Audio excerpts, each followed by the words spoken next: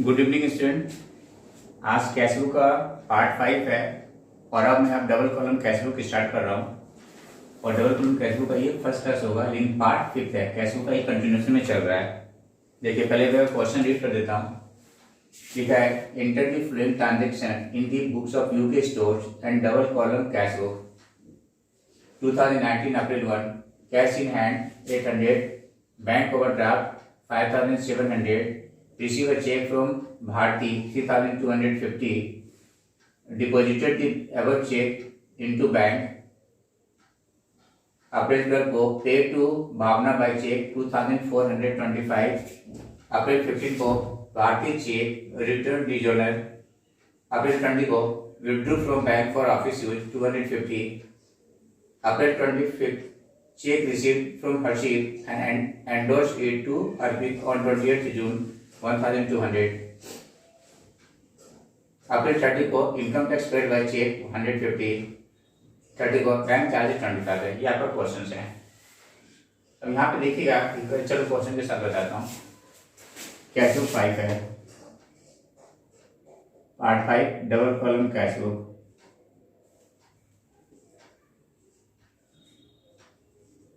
Double column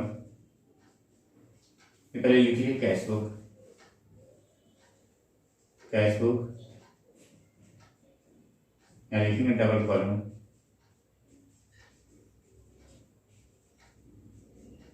double column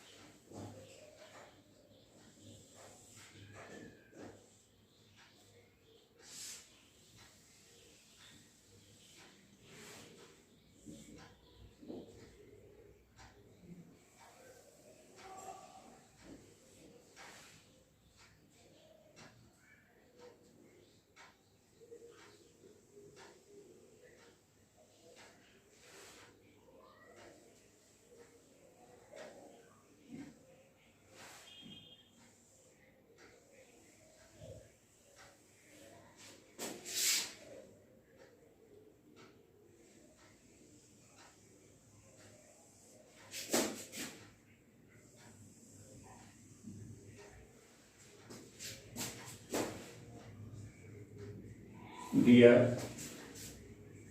CR date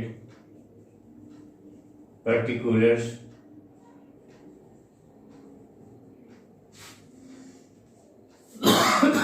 received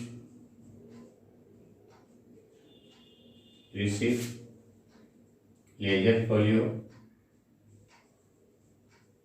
cash column, ये amount हो गया rupees, ये आपका बैंक हो गया,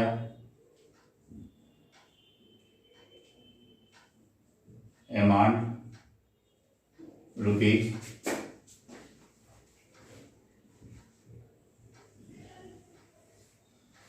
ये आपका डेट हो गया,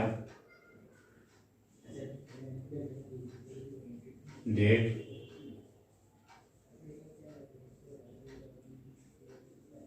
पर्टिकुलर्स, पेमेंट,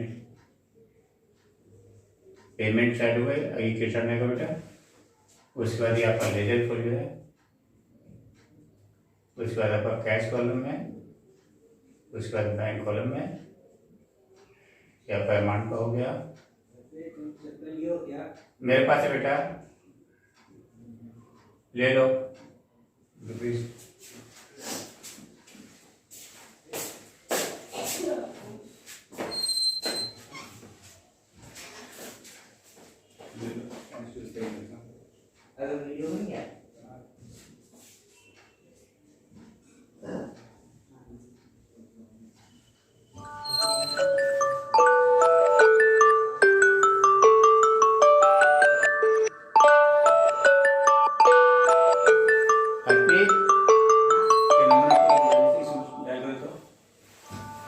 मैं यहाँ पे करूँ तो 99101449 बात करो तो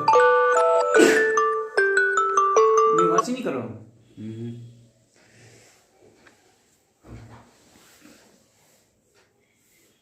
वहाँ पे बात करो किसका है।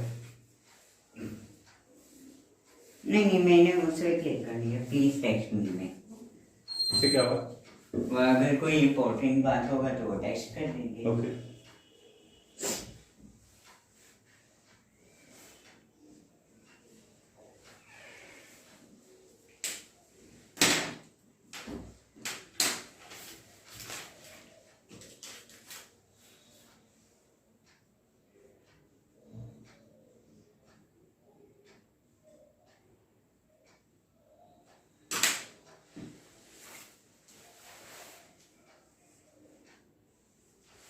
देखो बेटा, ये आपका डबल कॉलम कैश बुक है। डबल कॉलम कैश बुक का मतलब होता है कि एक ही कॉलम लेजर में आपको कैश का भी अकाउंट बनाना है, बैंक का भी अकाउंट बनाना है, इससे आपका टाइम बच जाएगा। देखिए क्या लिखा हुआ है, कैश इन हैंड। तो आपको पहले तो ईयर लिख लीजिए 2019 और 2019 और यहाँ लिखेंगे अप्रैल, यहाँ लिखेंगे अप्रैल।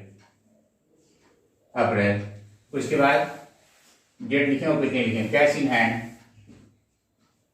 टू बैलेंस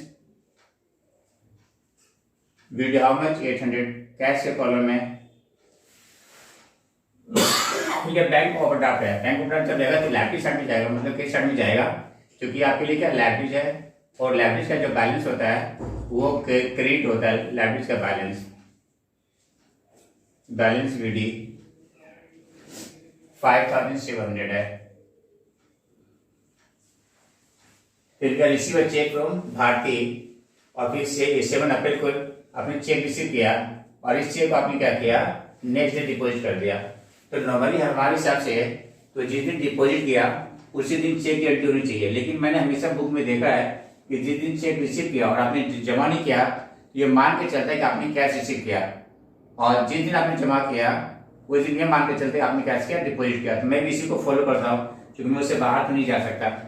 ठीक है, तो देखिए आपने क्या किया, भारतीय से चेक रिसीव किया और इस चेक को आपने 9 अप्रैल को डिपॉजिट किया।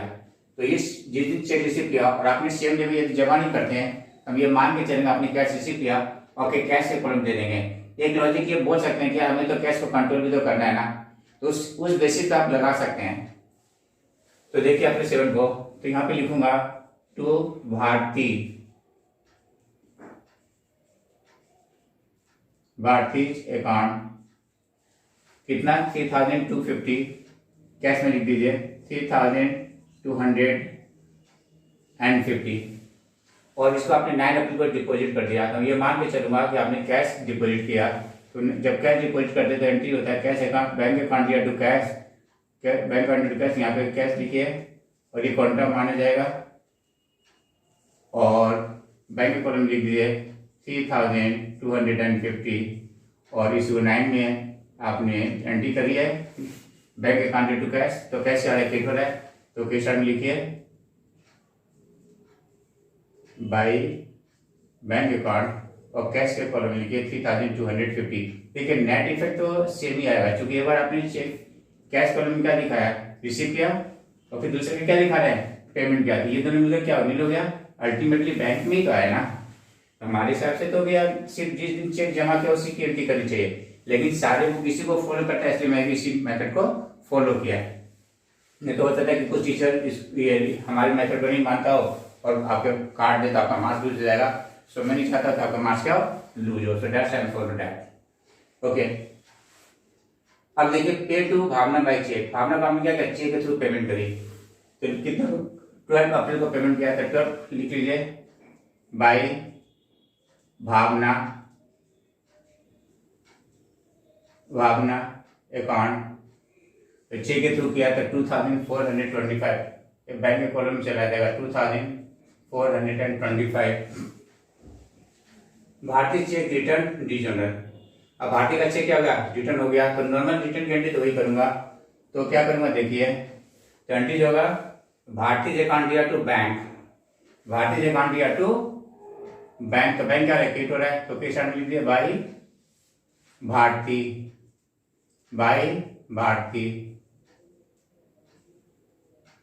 भारतीय अकाउंट और बैंक के कॉलम में लिखिए 2000 भारतीय का चेक कितना है 3250 बैंक के कॉलम में लिख दीजिए 3250। अब देखिए ये भी नहीं हो गया कैश मेरे पास डेबिट में दिखाया दूसरा क्रेडिट में दिखाया तो नील हो गया। उसी प्रकार बैंक का डेबिट में दिखाया क्रेडिट में दिखाया नील हो गया। ओके आप देखिए अपने फंडिंग को देखिए withdrew from bank for office use. अच्छा जब कैश बैंक से वो ऑफिस यूज के लिए निकालते हैं तो ये क्या होता है कॉन्ट्रैक्ट एंट्री होता है। क्या होता है कॉन्ट्रैक्ट जब ऑफिस से निकालते हैं सॉरी बैंक से निकालते हैं ऑफिस यूज के लिए तो एंट्री क्या होती है कैश अकाउंट दिया टू बैंक। तो कैश क्या आ रहा है डेबिट रहा है तो डेबिट में लिखिए टू बैंक अकाउंट और कैश के कॉलम में लिखिए कि हाउ मच कितना निकाला आपने 250। तो कैश को कॉलम में लिखिए 250 और ये कॉन्ट्रा हो जाएगा और इसी का अपोजिट साइड में लिखिए आपने एंट्री क्या करी है कैश अकाउंट दिया टू बैंक। तो बैंक के हो रहा है तो कैश साइड में लिखिए ये कॉन्ट्रा हो जाएगा और बैंक के कॉलम में लिखिए 250। तो बैंक का बैलेंस कम हो रहा है और कैश का कॉलम ये बैलेंस जो है बढ़ रहा है। ओके अब देखिए cheque receive from Harshit and endorse it to Arpit on 28 June. देखिए इसमें कभी हमारे साथ से कोई एंट्री पास नहीं करनी चाहिए क्योंकि हमने हर्षित से लिया है और क्या बोलते हैं अर्पित को पेमेंट कर दिया तो मेरा अकाउंट इफेक्टेड हुआ नहीं है। जब मेरा अकाउंट इफेक्टेड नहीं हुआ तो एंट्री करने की जरूरत ही क्या है। लेकिन फिर भी बुक करता है इसमें कि जिस दिन आपने चेक रिसीव किया ठीक है और आपने डिपॉजिट नहीं किया किसी और को दे दिया हम ये मान के चले हमने उससे कैश रिसीव किया और जिसको आपने पेमेंट किया ये मान के चलते आपने क्या किया कैश में पेमेंट किया।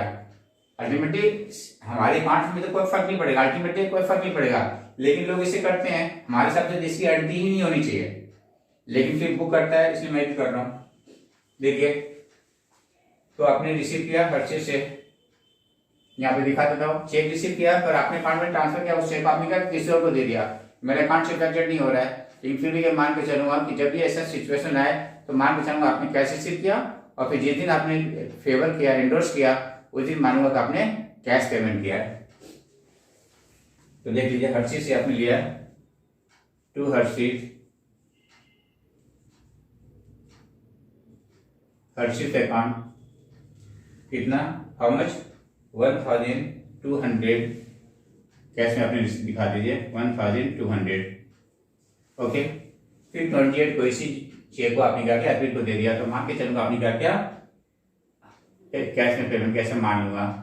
तो एंट्रीज क्या होगी अर्पित अकाउंट डेट टू कैश तो लिख लीजिए 28 को अर्पित अकाउंट और फिर से अकाउंट 1220 किया, अल्टीमेट तो कोई फर्क नहीं पड़ा ना। एक बार आपने रिसिप्ट दिखा दिया कैश में, एक बार पेमेंट दिखा दिया, तो नेट इफेक्ट तो जीरो हो गया। तो लेकिन फिर भी कर रहे हैं तो मैं भी कर देता हूँ। Income tax paid by cheque, देखो इनकम टैक्स आपने चेक के थ्रू पेमेंट किया। इनकम टैक्स हम क्या मानते हैं, पर्सनल एक्सपेंसेस मानते हैं। तो पर्सनल के लिए जो कुछ भी करते हैं उसे क्या करते हैं, ड्रॉइंग करते हैं। तो ड्रॉइंग को कर दीजिए। आपका 30 अप्रैल को हो गया, 30 अप्रैल को बाय ड्रॉइंग। चूंकि आपने चेक से पेमेंट किया है तो बैंक के कॉलम में आएगा ड्रॉइंग अकाउंट हाउ मच 150, तो दिखा दीजिए 150। बैंक चार्जेस, तो बैंक चार्जेस की क्या एंट्री होती है, बैंक चार्जेस अकाउंट गया टू बैंक, तो बैंक के कॉलम में दिखा दीजिए बाय बैंक चार्जेस।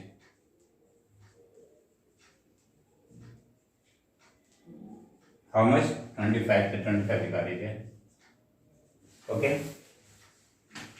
अब इसकी 1 बाय 1 करके टोटल कीजिए। पहले देखिए कैसे करते हैं।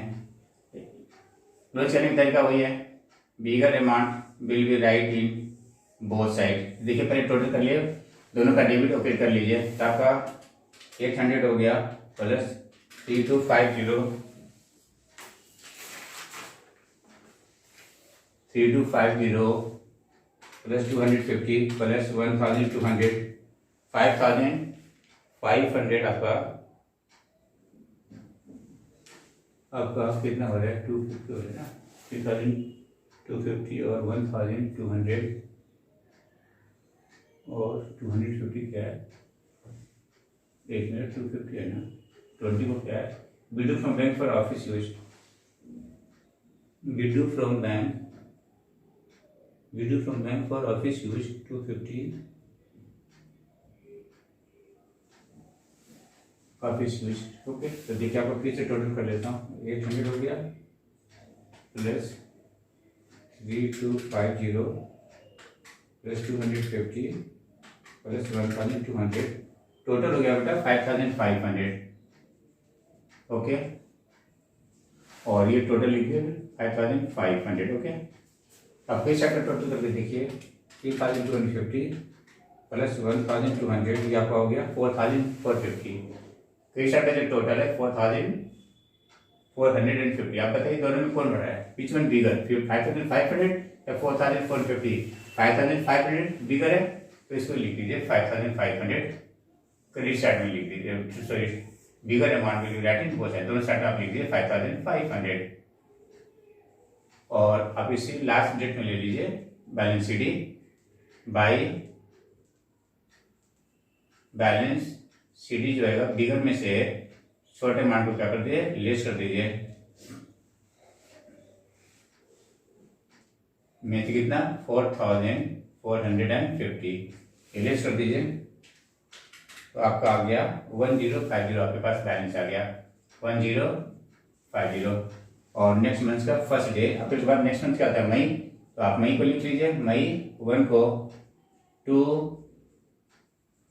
बैलेंस बीडी हाउ मच 1050, आपके पास मतलब इतना पैसा भी आपके पास और है। अब आ जाइए बैंक का टोटल देखिए, पहले बैंक का टोटल देखिए, केस स्टार्ट में देखिए, क्योंकि ओवरड्राफ्ट का केस है 5700, 2425, 3250, 250 और 175, 11,800 आपके पास आया, ये 11,800 आया और 11,800 आया। अब यहाँ पे देखिएगा कि इसकी जो टोटल है, बैंक का जो डेबिट साइड का टोटल है वो 3250 है और जो क्रेडिट साइड का टोटल 11,800 है। तो दोनों में बड़ा कौन है, बीच वाली बिगर 11,800 बिगर है, तो bigger amount will be right in both side, ये आपने लिख दिया। और बड़े में से छोटे अमाउंट को क्या करते हैं, लेस कर दिया। लेकिन किस साइड में लिखना है, जिस साइड में छोटा अमाउंट होता है, टोटल में से जो छोटा होता है उस साइड में ही लिखते हैं। यहाँ पे लिख दिए 30 अप्रैल को लिख दिए टू बैलेंस सीडी, ये आपका हो जाएगा 11,800 माइनस छोटा अमाउंट कितना है 3,250 माइनस 3,250, ये आपका हो गया 8,550 आ गया, 8,550 आ गया। और ये आपका हो गया मई 1 बाय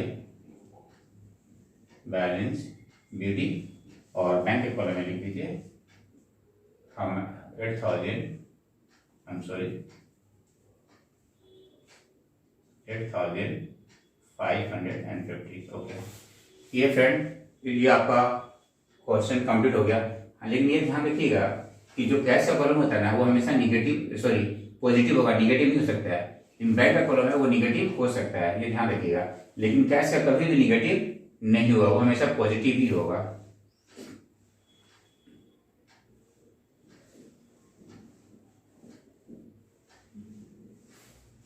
अब ये कॉपी कर लीजिए 3,250, ये 250 अब ठीक से लिख देता हूँ 3,250। ओके, देखिए